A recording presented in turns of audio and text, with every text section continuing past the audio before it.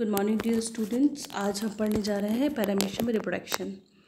Paramecium में reproduction sexual और asexual दोनों टाइप का होता है। एसेक्सुअल रिप्रोडक्शन इनमें बाइनरी फिशन द्वारा होता है, और जबकि सेक्सुअल रिप्रोडक्शन में कॉन्जुगेशन, एंडोमिक्सिंग, ऑटोगैमी और साइटोगैमी को रखा गया है। ये सेक्सुअल रिप्रोडक्शन ना होकर एक प्रकार का न्यूक्लियर रीऑर्गेनाइजेशन है। कॉन्जुगेशन में फिर भी जो न्यूक्लियस है उनका एक्सचेंज होता है, लेकिन बाकी जो तीनों प्रक्रियाएं उसमें इस प्रकार की किसी प्रकार का जो न्यूक्लियस है उसमें एक्सचेंज नहीं होता है। तो ये एक प्रकार का न्यूक्लियर रीऑर्गेनाइजेशन है। क्या होता है कि जब बाइनरी फिजन होता है, बाइनरी फिजन जो है मोस्टली ऐसे सूटेबल इन्वायरमेंट या कंडीशन में होता है जब पैरामीशियम के आसपास का इन्वायरमेंट सूटेबल हो, टेम्परेचर, हीट और जो पानी की पर्याप्तता है, उसमें आवश्यक पदार्थ, फूड सब सूटेबल कंडीशन में हो। ऐसी कंडीशन में वो एसेक्सुअल रिप्रोडक्शन करता है। लेकिन एसेक्सुअल रिप्रोडक्शन करने के बाद उसका जो मैक्रो न्यूक्लियस है वो थोड़ा सा ओल्ड हो चुका होता है और नष्ट होने वाली की कतार में रहता है। या फिर कई बार ऐसा होता है कि ऐसे पैरामीशियम जिनमें कि बहुत बार बाइनरी फिजन हो चुका हो, तो उनके मृत्यु के कारण हो सकता है, बन सकता है एक। तो इससे बचने के लिए यहाँ पर एक न्यूक्लियर रीऑर्गेनाइजेशन की क्रिया होती है, जिसके फलस्वरूप जो मैक्रो न्यूक्लियस होता है उसको हटा दिया जाता है और उसके स्थान पर माइक्रो न्यूक्लियस के द्वारा नया मैक्रो न्यूक्लियस फॉर्म होता है। ये प्रक्रिया कैसे होती है आगे आने वाली जो स्लाइड है उस पर हम अच्छे से समझ सकते हैं। सबसे पहले अभी हम बाइनरी फिजन को पढ़ेंगे, जिससे कि एसेक्सुअल रिप्रोडक्शन होता है। इस कंडीशन में क्या होता है, जो पैरामीशियम होता है वो फूड लेना बिल्कुल बंद कर देता है और भोजन ना लेने के बाद इनका जो सबसे पहले न्यूक्लियस होता है वो डिवाइड होता है और इलोंगेटेड होकर मैक्रो न्यूक्लियस जो है वो तो एमाइटोटिक डिवाइड करता है, जबकि माइक्रो न्यूक्लियस माइटोटिक डिवाइड करता है। इसमें स्मॉल न्यूक्लियस में हमें स्पिंडल फाइबर्स नज़र आते हैं। ये स्पिंडल फाइबर्स है और ये बहुत ज़्यादा इलोंगेटेड हो जाता है। ऐसे कंडीशन के बाद इसमें जितने भी ऑर्गेनल्स हैं वो डबल होना स्टार्ट हो जाते हैं, क्योंकि यहाँ पर एक न्यूली फॉर्म्ड ऑरल ग्रुप्स दिखाई दे रहे हैं दो, और यहाँ पर ये इलोंगेटेड होकर दो भागों में बिल्कुल बंटने ही वाले हैं, डिवाइड होने ही वाले हैं। यहाँ से ये सेपरेट हो जाते हैं। यहाँ एक न्यूली फॉर्म्ड कॉन्ट्रेक्टाइल वैक्यूल उपस्थित है। तो जो दो बनने वाले पैरामीशियम हैं बिल्कुल टू कॉपी अपने पेरेंट के समान होते हैं और एक दूसरे की भी ये कॉपी होते हैं। यहाँ पर एक जो तारककाय होती, ये कॉन्ट्रेक्टाइल वैक्यूल होती है वो पुरानी होती है और एक यहाँ पर नहीं बनती। इसी तरह से जो नीचे वाला जो पैरामीशियम है उसमें एक कॉन्ट्रेक्टाइल वैक्यूल ओल्ड है और एक न्यू बनी है। ये जो प्रक्रिया है ये बाइनरी फिजन कहलाती है। अब हम पढ़ने वाले हैं सबसे पहले कॉन्जुगेशन। इसको बहुत अच्छे से पढ़ लेते हैं, समझ लेते हैं, क्योंकि इसी से रिलेटेड या एज इट इज़ जो है बाकी की प्रोसेस इसको हम समझ सकते हैं। और सबसे इम्पॉर्टेंट है कॉन्जुगेशन, इसमें से ही अधिकतर क्वेश्चन बनते हैं और ये पूछा ही जाता है रिप्रोडक्शन, सेक्सुअल रिप्रोडक्शन में।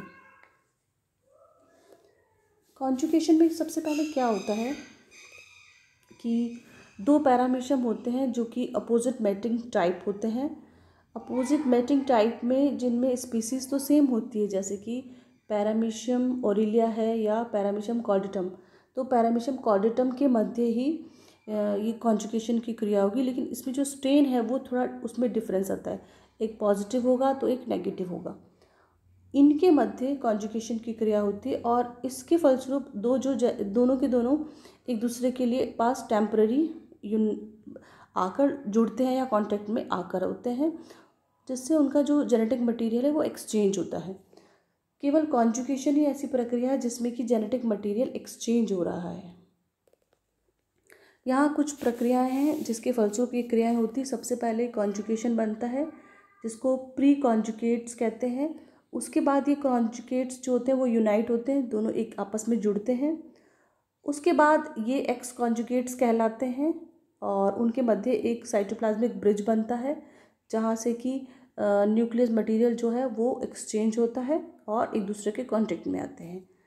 सबसे पहला ये जो स्लाइड है उसमें हम देख रहे हैं कि दो अलग अलग प्रकार के स्ट्रेन ए और बी अपनी जो ओरल सरफेस है, जहाँ पर कि ओरल ग्रूव उपस्थित होता है, वेंट्रल सरफेस, वहाँ से आकर एक दूसरे के कांटेक्ट में आ रहे हैं। एक दूसरे के कांटेक्ट में आने के पश्चात इनके जो पेलिकल है वो डिसइंटीग्रेट हो गई है, यहाँ से हट गई है, क्योंकि इनको एक साइटोप्लाज्मिक ब्रिज बनाना है। अगर पेलिकल होती तो वो ब्रिज नहीं बन सकता था, तो इनके कांटेक्ट में आने के बाद वो जो पेलिकल है वो नष्ट हो जाती है, हट जाती है। इस कंडीशन में इनका जो मैक्रोन्यूक्लियस है वो हट चुका है, यहाँ से डिज़ोल्व होकर एंडो जो साइटोप्लाज्म है उसके अंदर डिज़ोल्व हो चुका है। अब जो छोटा वाला जो न्यूक्लियस है, माइक्रोन्यूक्लियस, वो डिवाइड होकर 4 न्यूक्लियस में डिवाइड होता है दोनों में। तो ऐसे हमारे पास टोटल जो ये कॉन्जुगेट बना है उसमें 8 न्यूक्लियस उपस्थित हैं, प्रत्येक का 4 न्यूक्लियस। इस कंडीशन में क्या होता है, इन 8 न्यूक्लियस में से 6 जो होते हैं वो डिसइंटीग्रेट हो जाते हैं। होने के पश्चात केवल हम दोनों जो पैरामीशियम है उनके पास केवल एक एक न्यूक्लियस बचा है। इस कंडीशन में जब वो एक एक न्यूक्लियस बना है तो यहाँ पर माइटोटिक डिवीज़न होता है। माइटोटिक डिवीज़न के पश्चात प्रत्येक जो न्यूक्लियस होता है वो 2 में डिवाइड हो जाता है। अब 2 जो बने हैं उसमें एक बड़ा न्यूक्लियस हो गया और एक छोटा न्यूक्लियस हो गया। ये जो कंडीशन है, इस कंडीशन में क्या होता है कि एक ये जो बड़ा न्यूक्लियस है वो स्टेशनरी, मतलब जो मूव नहीं करेगा, स्टेशनरी है, और जो छोटा न्यूक्लियस है वो मूव करता है, माइग्रेटरी होता है, इसलिए इसको मेल प्रोन्यूक्लियाई कहा जाता है। इस कंडीशन में ये यहाँ पर साइटोप्लाज्मिक ब्रिज बनता है और ये जो न्यूक्लियस है वो एक्सचेंज होते हैं। ये यहाँ इस वाले पैरामीशियम में चला जाएगा और ये न्यूक्लियस इस पैरामीशियम में चला जाएगा, इस प्रकार से। अब यहाँ पे ये एक्सचेंज हो चुके हैं। एक्सचेंज होने के बाद ये दोनों जो प्रोन्यूक्लियाई हैं, जो मेगा न्यूक्लियस थे और स्मॉल न्यूक्लियस थे, एक दूसरे के साथ जुड़ जाएंगे, जिसको कि एपोमिक्सिंग कहा जाता है। मिक्सिंग हो जाती है, सॉरी, क्योंकि एक मेल और एक फीमेल हमने कहा था, क्योंकि एक जो न्यूक्लियस था स्मॉल वाला उसने तो मूव करके यहाँ आया है और एक यहाँ उपस्थित ही था। तो exchange male pronuclei fuse with the female pronuclei, यहाँ मेल और फीमेल न्यूक्लियाई जो है वो एक दूसरे से फ्यूज़ हो गए। यहाँ पर फॉर्मेशन ऑफ एक्स कॉन्जुगेट्स, अब जो ये दोनों साथ में जुड़े हुए थे, अब ये दोनों एक दूसरे से अलग हो जाएंगे, एक्स कॉन्जुगेट कहलाएंगे। प्रत्येक के पास एक न्यूक्लियस है जो कि 2n है। दोनों जो न्यूक्लियस है वो यहाँ पर जुड़ चुके हैं, जितना जेनेटिक मटेरियल इनके पास होना चाहिए था वो है। अब फर्दर ये किस प्रकार से डिवाइड होंगे वो हमें समझना भी है और याद भी रखना है। देखिए, finally the zygote undergo mitosis. देखिए, ये इन दोनों को सेपरेट करके रख दिया है और इनके अंदर जो भी प्रक्रियाएं हो रही है दोनों के अंदर समान होगी। जैसे यहाँ पर 3 सक्सेसिव डिवीज़न होगा तो 1 से 2 बनेंगे, 2 से 4 बनेंगे, 4 से 8 बनेंगे। तो इस प्रकार के 3 सक्सेसिव डिवीजन होते हैं और उनसे 8 न्यूक्लियाई का फॉर्मेशन होता है। 8 न्यूक्लियाई में 4 जो होते हैं वो बड़े माने जाएंगे और 4 जो है वो छोटे माने जाएंगे। अब इसमें से 4 जो बड़े हैं उन पे तो कोई इफेक्ट नहीं पड़ेगा, लेकिन जो छोटे हैं इनमें से 3 डिसअपेयर हो जाएंगे और डिसअपेयर होने के पश्चात ये छोटा वाला जो एक बचा है, एक माइक्रोन्यूक्लियस, उसमें माइटोटिक डिवीज़न होगा और माइटोटिक डिवीज़न एक होगा केवल फर्स्ट, जिससे ये 2 भागों में डिवाइड हो गया। एक माइटोटिक डिवीज़न से ये 2 न्यूक्लियाई का फॉर्मेशन करेंगे। माइक्रोन्यूक्लियाई फॉर्मेशन के पश्चात ये 2 मैक्रो और एक माइक्रो न्यूक्लियस देकर अलग 2 भागों में डिवाइड हो जाएगा या 2 पैरामीशियम का फॉर्मेशन हो जाएगा। ठीक है, फॉर्मेशन ऑफ 2 डॉटर पैरामीशियम, ये इससे 2 डॉटर पैरामीशियम का फॉर्मेशन हो गया है। अब further micronucleus divide with the division of each daughter paramecium.